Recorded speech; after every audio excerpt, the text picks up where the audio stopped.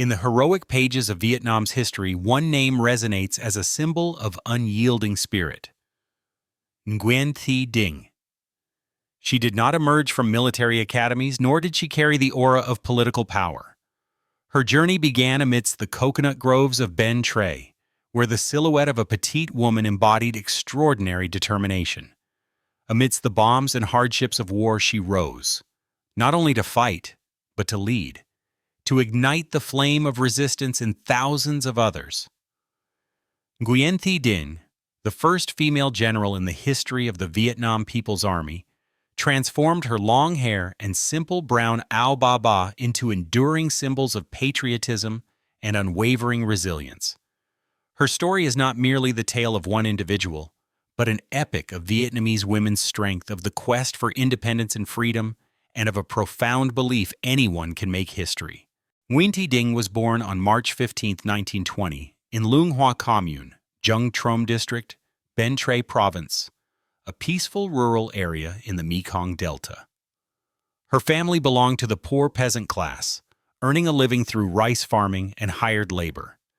As the youngest of 10 siblings, she grew up in a household filled with love and mutual support, though material hardships were a constant reality. From an early age, she witnessed the injustices of colonial society.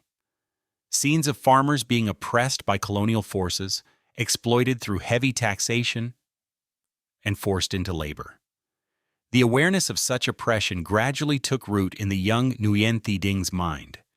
Her older brother, Nguyen Van Chun, who was secretly involved in revolutionary activities, became her first mentor and inspiration for patriotism and commitment to the revolutionary cause. In 1936, at the age of 16, she began participating in activities organized by the Indochinese Democratic Front. By 1938, she was admitted into the Indochinese Communist Party, marking the beginning of her arduous yet honorable revolutionary journey. Not long after, she met and married Nguyen Van Bich, a fellow revolutionary active in the local patriotic movement. Their wedding was simple, but filled with shared ideals. In 1940, she gave birth to their first son, whom they named Nguyen Ngoc Min. However, their happiness was short-lived, as hardship soon returned. In that same year, following the Southern Uprising, Nguyen Van Bich was arrested by the French colonial authorities and sentenced to prison.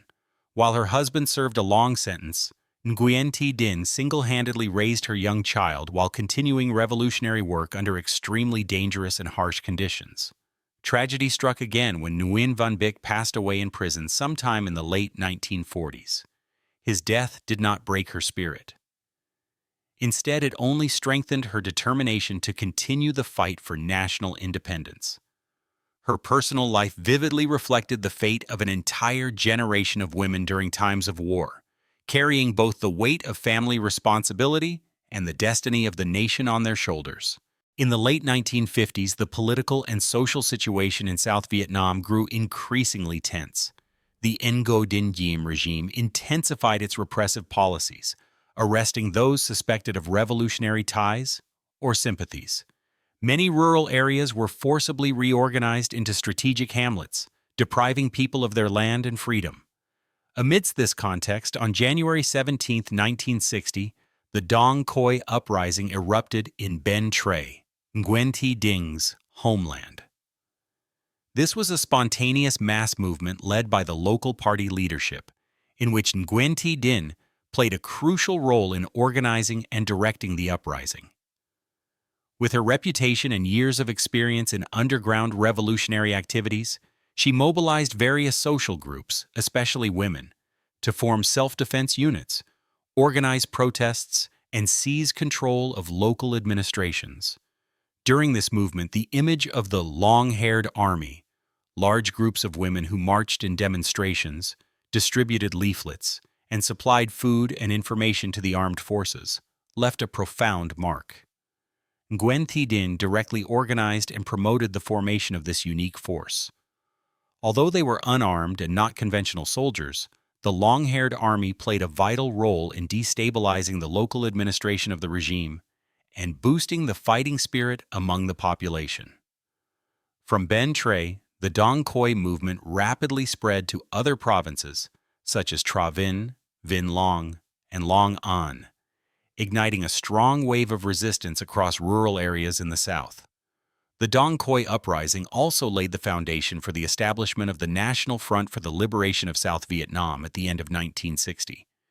Nguyen Thi Dinh subsequently became a member of the Presidium of the Central Committee of the Front and was appointed Deputy Commander of the Liberation Armed Forces of South Vietnam.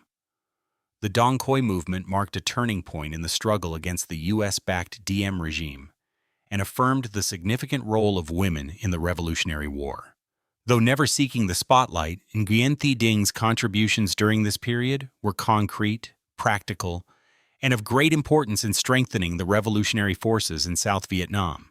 As Deputy Commander of the Liberation Armed Forces of South Vietnam, Nguyen Thi Dinh was actively involved in overseeing logistics, propaganda, the development of women's militia forces, and the organization of grassroots armed units.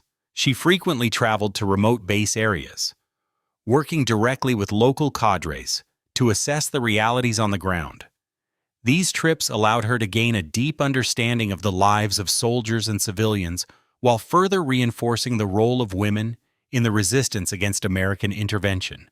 Although she did not directly command troops on the battlefield like her male counterparts, her contributions in mobilizing the masses, especially women, toward the revolutionary cause were particularly significant. She was highly effective in encouraging women's political engagement and strengthening their role in South Vietnam's struggle for independence. During one of her missions to North Vietnam, Nguyen Thi Dinh had the opportunity to meet President Ho Chi Minh. After listening to her report on the Dong Khoi movement and the activities of the long-haired army, President Ho Chi Minh warmly praised her. The Deputy Commander of the Liberation Army is Comrade Nguyen Thi Dinh. Only in our country do we have such a female general. This is truly a great honor for the South and for our entire nation. President Ho Chi Minh's words were a high recognition, affirming both Nguyen Thi Dinh's exceptional role and the image of South Vietnamese women in the national struggle for independence. In April 1974, Nguyen Thi Dinh was promoted to the rank of Major General of the Vietnam People's Army. This marked the first time a Vietnamese woman was ever awarded a general's rank, symbolizing the formal recognition by the party and state of her invaluable contributions to the cause of national liberation. Her promotion was not only a personal honor, but also a powerful symbol representing the countless women who had courageously dedicated themselves and made silent sacrifices throughout the long years of revolutionary struggle. Nguyen Thi Dinh became a shining embodiment of the Vietnamese woman during wartime, resilient, courageous, and deeply connected to the people. After the reunification of the country in 1975, Nguyen Thi Dinh continued to be entrusted with important responsibilities within the state apparatus. With her extensive practical experience and deep connection to the people, she was elected president of the Vietnam Women's Union. In this role, she focused on rebuilding the women's organization after the war, encouraging women to actively participate in national reconstruction, economic development, and the care of family life. Under her leadership, the Vietnam Women's Union not only served as a representative body, but also became a dynamic social force that contributed significantly to stabilizing the home front during the post-war period. In 1987, she was elected by the National Assembly to serve as Vice President of the Council of State, equivalent to Vice President of Vietnam. This marked the first time a woman held such a high-ranking position in the central government of the reunified country. Despite her national leadership role, she maintained a simple and humble lifestyle, remaining close to the grassroots and frequently visiting local communities, particularly women and children. For her, peace did not mean rest. She persistently advocated for gender equality, education, and the protection of women's rights, especially for those who had endured great losses during the war. Numerous initiatives for vocational training, support for heroic mothers of Vietnam, and care for war orphans bore her personal imprint. Though she rarely sought the spotlight or appeared frequently on public forums, Nguyen Thi Dinh left a profound legacy through concrete, practical actions and her immense personal integrity. She stood as a shining example of a post-war leader, humble, steadfast, and full of responsibility. On August 26, 1992, Nguyen Thi Dinh passed away in Ho Chi Minh City at the age of 72. Her passing was deeply mourned by comrades and people across the country. Her funeral was held with great honor, attended by numerous senior leaders and citizens from various regions who came to pay their final respects. Following her death, the party and the state posthumously awarded her the title of Hero of the People's Armed Forces, a high honor recognizing a lifetime of tireless struggle, an unwavering dedication to national independence, and the advancement of Vietnamese women. In tribute to her immense contributions, the Nguyen Thi Dinh Memorial Site was built in her hometown, Luong Hoa Commune, Giang Trom District, Ben Tre Province. This site preserves artifacts, photographs, and documents chronicling her revolutionary life. Each year, tens of thousands of visitors, including students, veterans, and young people, come to offer incense and learn from her legacy. Her name has been given to numerous streets, schools, and public institutions throughout the country, from Ho Chi Minh City, Hanoi, to provinces in central Vietnam, the Central Highlands, and the Mekong Delta. These places bearing her name are not only memorials, but also powerful symbols of unyielding spirit and patriotism.